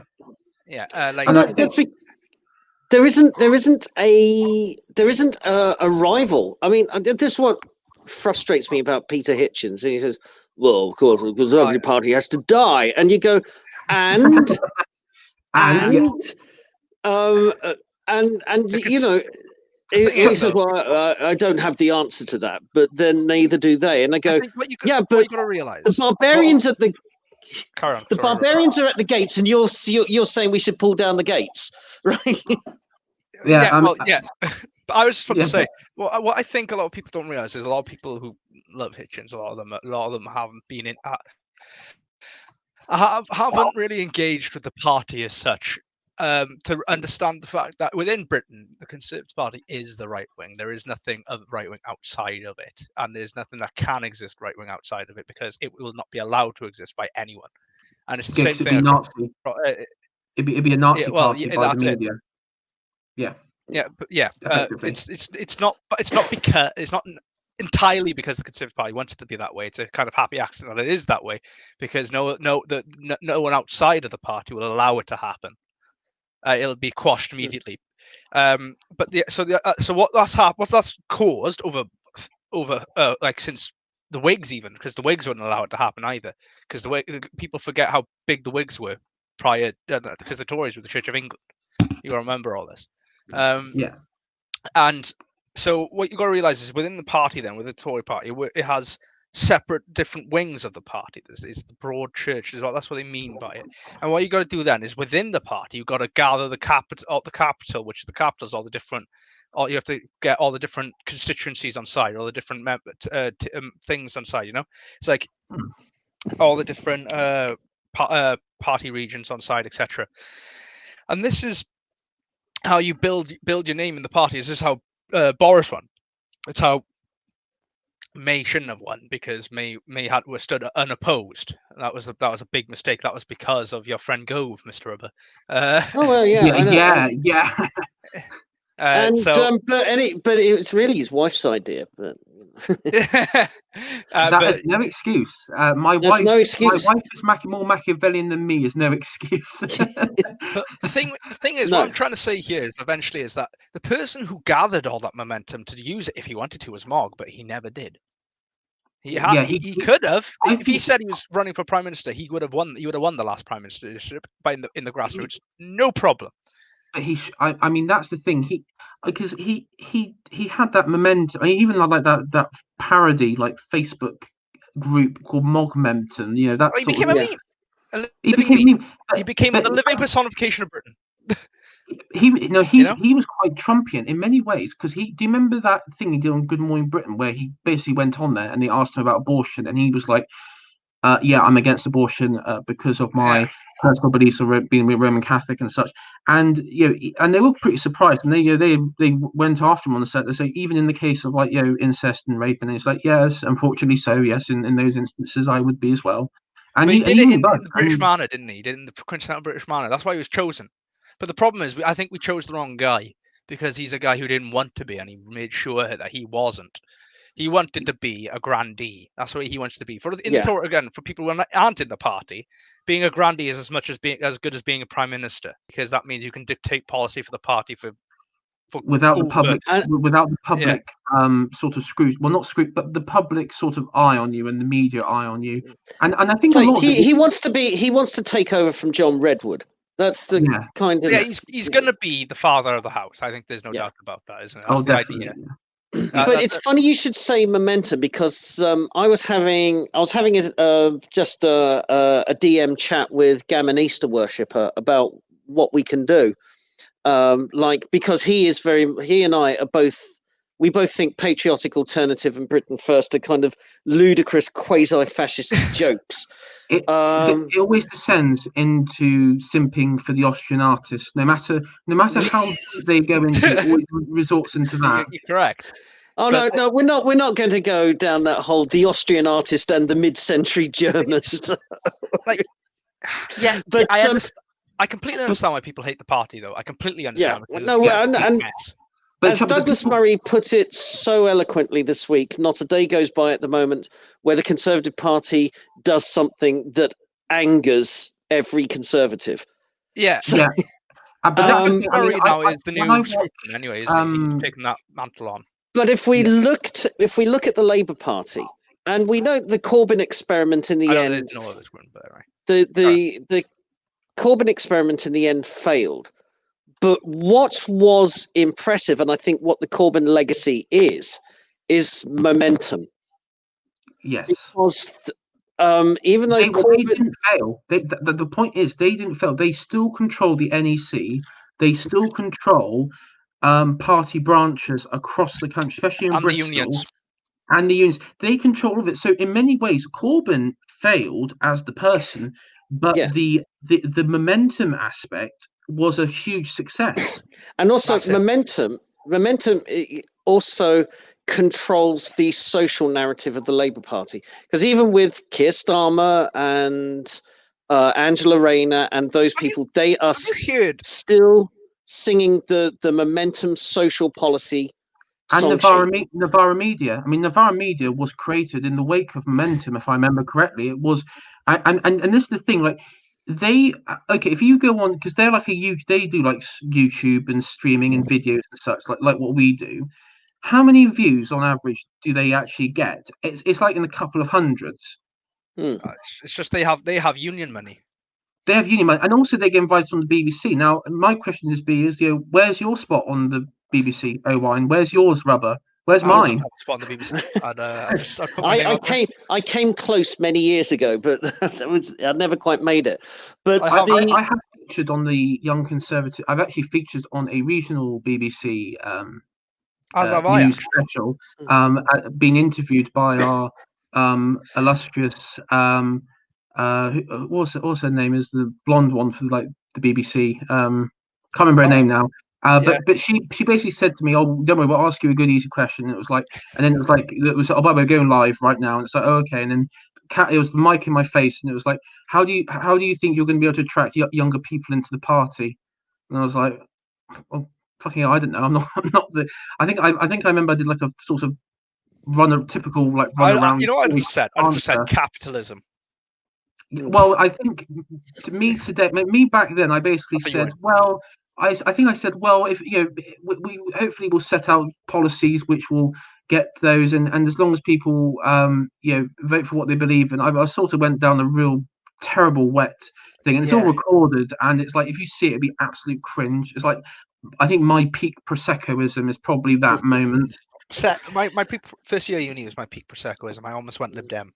I came close. And then Sergeant pulled me out. But the thing is, why can't we have a momentum with it? This is what Gamonista Worshipper and I were thinking. Why can't we have a momentum of our own? Why can't we have a Novara Media of our own? I know there's things like the New Culture Forum, which I mean, that's my new. Where I was 2 years ago, I was watching the Daily Wire and the Rubin Report, and now I'm watching every time Peter Whittle puts something out. I'm there. Yeah. But he is. He is brilliant. He is a classic conservative, and I've never heard of him before this year. But Rafe Manu, you know the guy. Yeah. But he's featuring is he the one that did the? Is he the author for an author that is appearing on the New Culture Forum? Yeah. He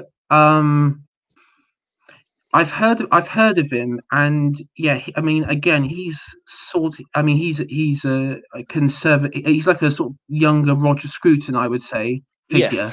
Yes. Emerging Roger Scruton figure. I mean, he's just fantastic, and lads, I have to apologise. I got to shoot off. So okay, I was just about to say I got to keep my voice down, but Emma, good night, lads. Good night. Nice to chat again. Yeah, nice chatting. I'll chat to you again soon, lads. And do it. Still waiting for my Britisher invite, Rhubba. I'm working on him because he goes, oh, is he Sam? I said, look, I've met the guy a few times. Don't worry. He's been on my show. Where's my invite, guys? I've only been on like one stream with. Yeah, I know. British is very. He does get wary that he doesn't want. But I just go, no, these guys are cool. These guys, you'll get on like a house on fire. Don't worry about it. I know I laugh and say, oh, the Byzantines were Romans, get wrecked, Britisher, and all that. I mean, that's just probably about the extreme I'd probably go with. Once he knows you're Cypriot, he'll probably forgive you. Anyway, lads, have a good night. Yeah, you have a good night. Ta-da. But where were we? So I look at the thing about the New Culture Forum. Peter Whittle is that he's outside the party. Yeah, he's. But that's the problem. All the visionaries in conservatism in the UK is all outside the party. All the ones with the people that would be within the Republican Party in the United States and other sort of conservative movements, they all exist outside the party, and that's the problem. And the thing there is, you can't. Okay, you can't. We established we can't have another right-wing party in this country. It's just not going to work. I hate to say it, but it's not going to work. So you're going to have to deal with what we got. We got the Conservative Party. Now the point is, how do we get into? Once you get into the party, you can get like all these UKIPers and Brexiteer types and people on the right in the party. But the point is, how do you get them to the higher echelons of the party, which are the hardest, which we both know are the hardest areas to reach? Yeah.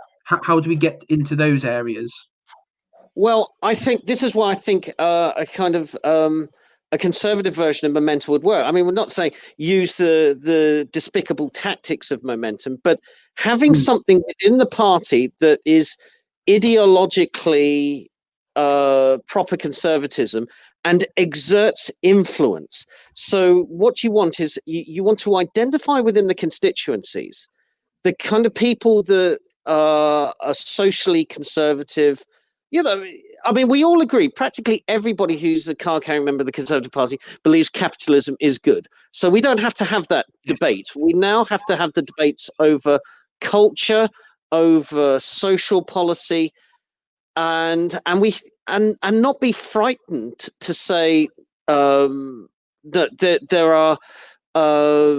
there are red lines. You don't muck about with statues. That we don't put out like cringe making. You know, we support the LGBT plus community. All you have to do as a conservative is say, you know, you are protected under the law. Have you seen everybody gets equal rights under the law? That's all you have to say. But that's right. But have you seen the Richmond Conservative branch? And I think they brought down their Twitter, but basically it's something. I mean, again, they endorse Black Lives Matter even after the fact it became UK, that it became more frequent. It became publicly known, let's say, that in fact it was actually a Marxist organization of defund the police, and they still continue supporting it.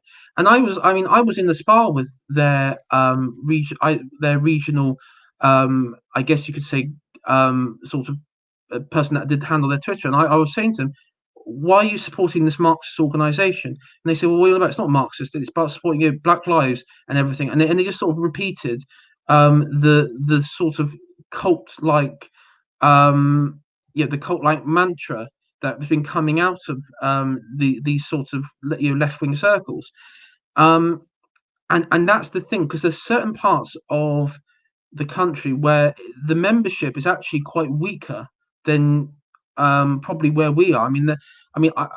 Because I was thinking to myself, if you look at the Richmond lot, most of them are in their 70s. Let's be honest here. Most of the members are in their 70s. They're quite few in number compared to probably other areas of the country, and and again, as we said, they aren't aware of what's going on. All they see is the surface stuff. All they see is, of course, well, Black lives, of course, they matter, and they sort of go along with it without any question. And then that's the thing. And I think the problem with Momentum, the reason why Momentum did so well, is because they actually had the narrative was there on the cultural media side. And I think the problem is if we have a conservative version of Momentum, which I'll definitely get behind, as like an anti-left sort of movement, then we would need to have effectively our own media goons, I could say, our own media lot backing us. Well, yeah, I mean, it's no solution is easy, but what I would say in a situation like Richmond, they put out a public statement supporting Black Lives Matter. So who was in that Richmond constituency group saying, no, we're not doing this, and stopping it before it happened, or at least challenging it within that constituency before it happened? That's the question of, do we have to be tough? I mean, I know you said we don't want to do the purges, but in many ways that might have to happen, especially with. I mean, I can probably say, okay, if you're socially liberal, then and you're economically to the right, maybe, but if you're going to be all out, supporting Marxist organizations, I mean, for me, then that would be automatic booting, kicking out the party.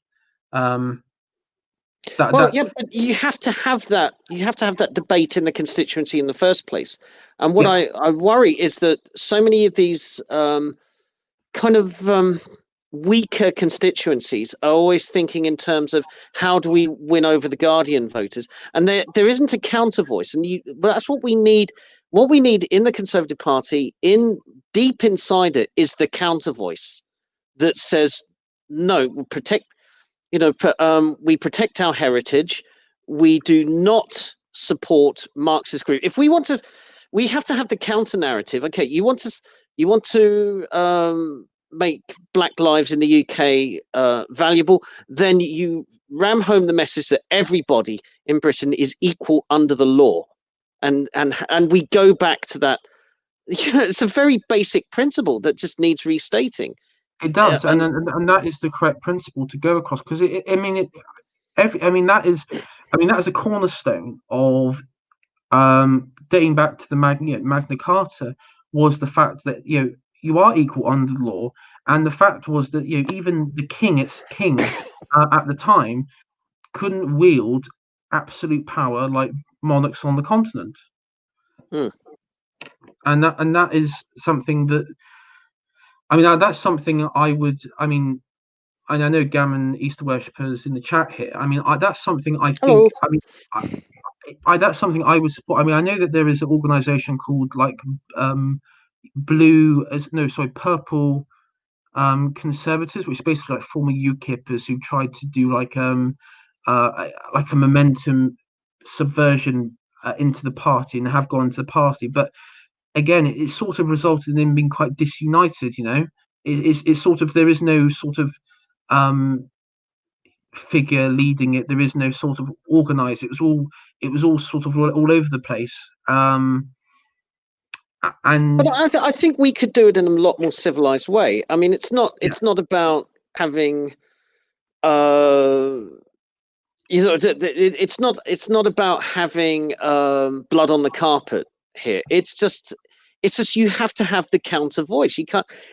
But that's another point, because I was just thinking, tactically, if we were to go along this route of encouraging the sort of shift in the party, because ultimately our aims, I think we'd agree, Rhubba, is to shift the Overton window of the party to the right, instead of going in its current trajectory to the left. It's just to shift it back to the right. And I would say the current establishment in the party, how would they react to this? Because they would argue it's entryism, and then there's a risk that they could just give out bans and just ban people, like if they feel that there is a genuine threat to their authority. Well, it can't be. It has to be. It has to be a threat, but not in a way that they would feel legitimately. So as Gammon said in the side chat, you have to bar the Wignats, you have to bar the crypto fascists from any such thing. But if the rest are just sort of Scruton-esque or Rafe Manku or Peter Whittle style conservatives exerting that pressure in a very reasonable way, or Dan Hannan as another one, just people like that just pressuring the party. Look at Rees-Mogg. The more diffident and reasonable he sounded, the more hysterical Anna Soubry and Dominic Grieve sounded. And we know what happened in the end. They got ejected. Because you need that kind of, it's tough, but there's a little bit of velvet glove to it. So when you rail against it, saying these people are taking over, you sound unreasonable. Yeah. But that's the thing, because at the same time, the media. Again, we don't want to play into the media, because we would go back to Kay Burley. Let's just say we did do the movement where we got the Peter Whittles of Britain into the Conservative Party, and we started shifting and moving in those sort of conservative thinkers. The response from the media will be the Conservative Party is being taken over by right-wing nationalists. They've been doing that anyway. Well, but they are doing that. But then at the same time, that's why the question of tactically, how do we do it in bulk? Do we do it more subtly, where it's sort of under the radar? That's the point, because Momentum, they did theirs was really subtle, and the media really missed it. Their sort of takeover of regional branches and such. And so that's where I'm thinking, maybe, we could be open about it and say, yeah, here's a group, we're going to go into the Conservative Party and we're going to shift it back to where we think it should be. that's us being open. That's where we're telling the world, we're telling the media what our intentions are, and we're telling the party what our intentions are. Or we sort of take a sort of note out of Momentum's book and sort of be a bit more subtle about it to guarantee that, because no matter what we do, we're going to have negative press, no doubt. Yes. Yeah. But I think now is a great time to strike, because the mainstream party and the parliamentary party may live in fear of the media, but now the media is held largely in contempt by the general public. And now is a great time to just forge ahead. And every time the media say, "Oh, you're lurching to the right, you're going far right," which is what their catch-all term is, just ignore them. Just do it anyway, because nobody's falling for that trick anymore.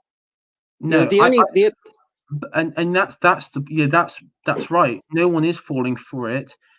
Only the current MPs and I guess Conservative Party advisors, political advisors, are the only ones who seem to be at this moment in time somewhat concerned about it. Which again, doesn't make any sense. Kay Burley should be a joke, and this is getting back to the stream's topic about Kay Burley. But she, on the surface of things, she's a joke. I mean, she's posturing, self-aggrandizing. I'll just take it back to, here you go. She's selective in who she goes for, though. Did you see her letting Nicola Sturgeon dominate the other day? Hardly Bernstein and Woodward. Selective, and the person there is basically saying that she'll bash the Tories into oblivion, but when it comes to Sturgeon or any Labour Lib Dem type, she'll go really nice and easy and sort of act as like a friendly figure up there with her. And her response is bollocks. And then well, and that's the thing, any criticism that is labelled against her, she'll just go, no, it's rubbish, it's bollocks. And then of course, like Henry Bolton, he put out there, here we go again, have a drink with Tony Abbott. I'll be interested to discuss a number of issues with him. Your opinions clearly vary on with this, Kay Burley. That's fine, but let's also hear you condemn certain religions for their approach to homosexuality and misogyny. And she just basically said, I know you like the attention. She called him a failed politician, and then it's like, you're muted. And she's behaving like a Labour MP. Yeah. But just let her, because at the end of the day, it'd be interesting to do a poll of journalist approval ratings amongst the public, but I can't imagine she's got a high approval rating outside of the progressive left. So, and at the same, people are cancelling their Sky subscriptions. They don't care. They don't care about Kay Burley. I don't think the media give her a presence and attraction, and the government give her a presence and attraction she doesn't deserve. So what if you had a Conservative Party that just said, that treated Kay Burley in the same way they've treated Piers Morgan? We're not going on the show. Tough. We've got better things to do. I mean, after the way that she's been treating Matt Hancock and the Transport Secretary, I forgot his name now. Grant Shapps. That's it. The way that she's been treating them was basically, you come on there and it's basically, okay, so what do you think about this misogynistic thing? And it's like, obviously, 5 years ago, that would have, or probably a bit longer actually, but it would have been considered as like a absolute inappropriate thing for a journalist to say on such a important. I mean, now there's one Sky, and I know that some people may not like me saying this. There's one Sky journalist that I think is quite good when she wants to be, and that is Sophie Ridge. Now I know that's going to annoy a few people, and but let's be fair. She has done an okay job at times. I mean, she gave Angela Rayner a grilling last year. She knows how to. She'll go after left. Now Kay Burley. I mean, Kay Burley is an out and out leftist. She's never. I've never seen her go after Labour. And even when she has gone after Labour, she's basically been really restrained and soft about it. Conservatives, no, she'll go after. UKIP are effectively mute. If you're in UKIP or Brexit, you're basically mute. You're muted. I mean, her latest crusade is, as you said, it's been trying to influence government policy to get Tony Abbott booted out of the government advisory position on the UK Trade Board. And that's activism. That's not journalism. That's activism. I know, and I wonder how much. I wonder if there was an element within the incompetency of Corbyn which allowed leftists in the media to actually say, well, I guess we'll be the counter, the opposition, because I think they very much see themselves as the official opposition. Well, what was it? It's another one. The Sky Marketing's gaffes. They put out the slogan about Sky News. We examine the issue so you don't have to. And you go, yeah. And that was just one of the most ridiculous. So basically, it's saying we gatekeep.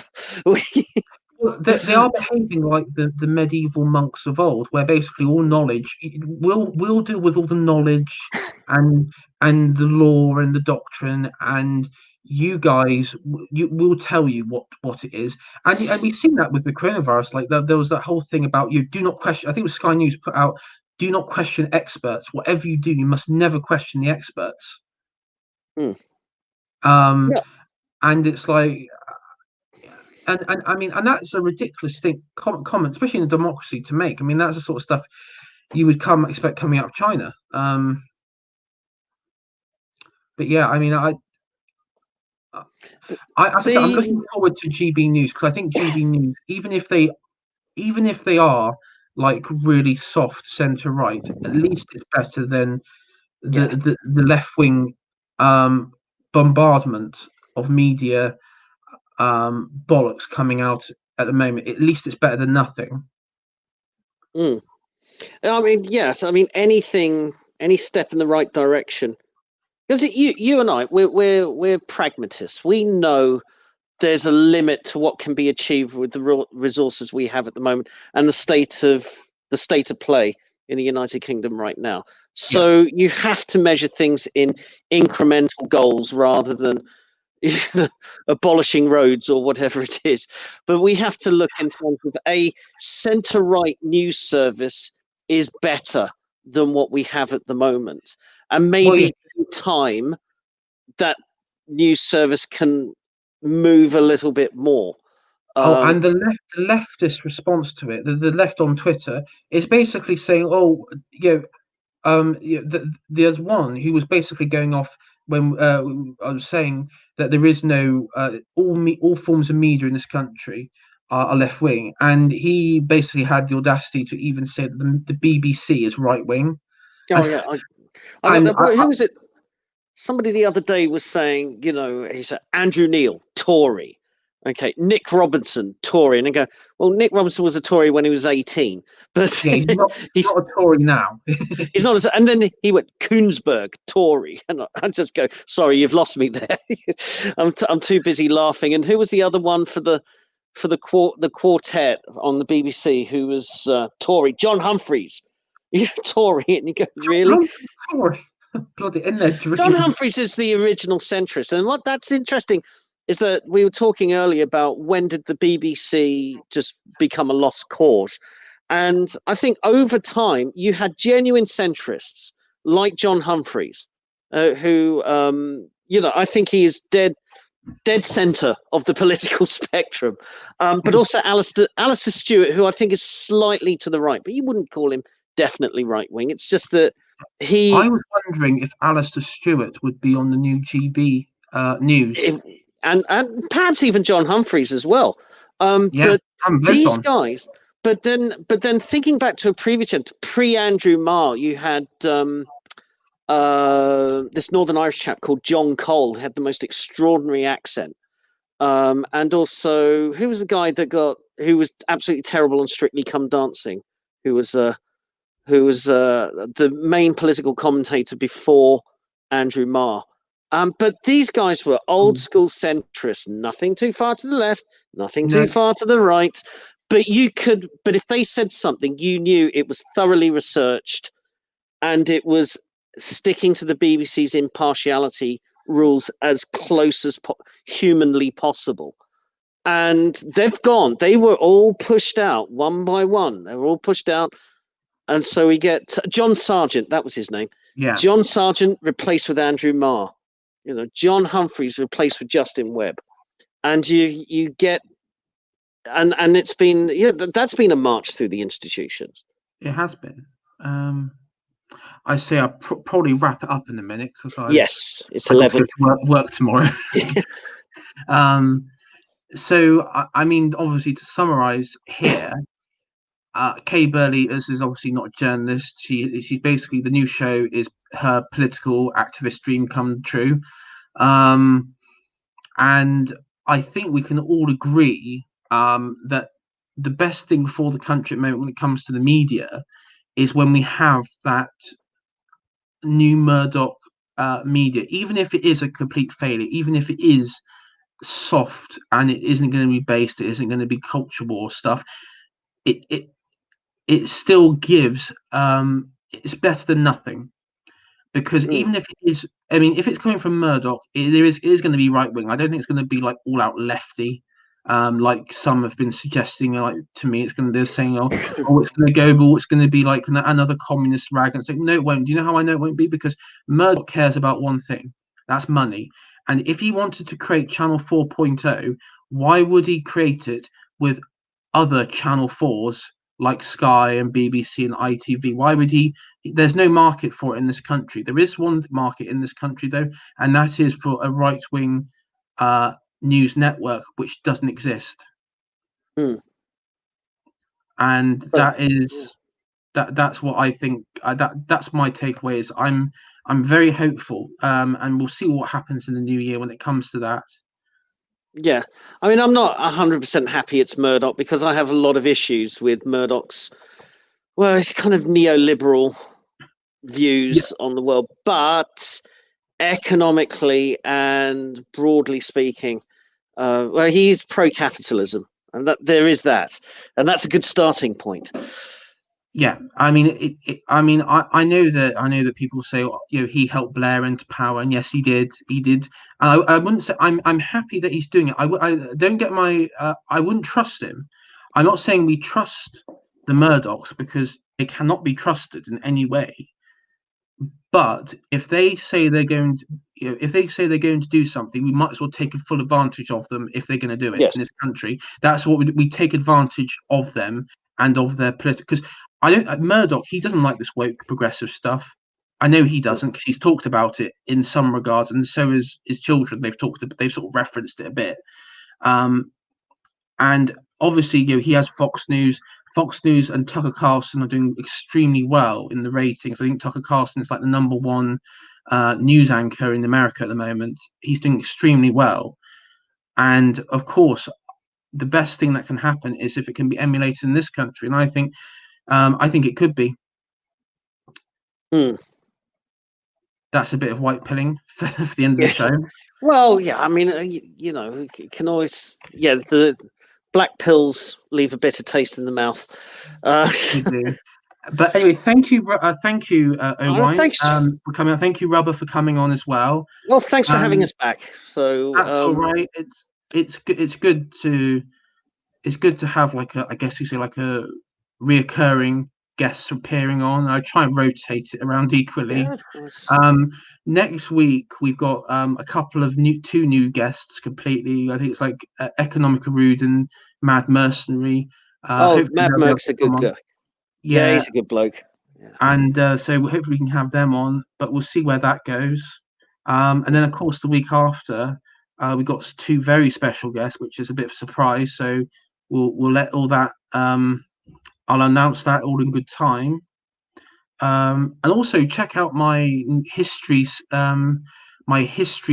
channel and series on the Christianization of the Anglo-Saxons.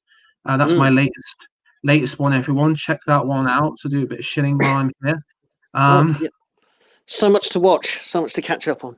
I know there's so much stuff to watch at the moment, and I'm going into I'm going into my own video making, not just streaming stuff. I'm sort of trying to be a bit more professional, trying. So yeah, that's what we got, and links in the description for everyone's channels, like Rhubba's channel and the Foundation podcast, which is O Wines. And I'll see you all guys later. Okay. Bye. Bye.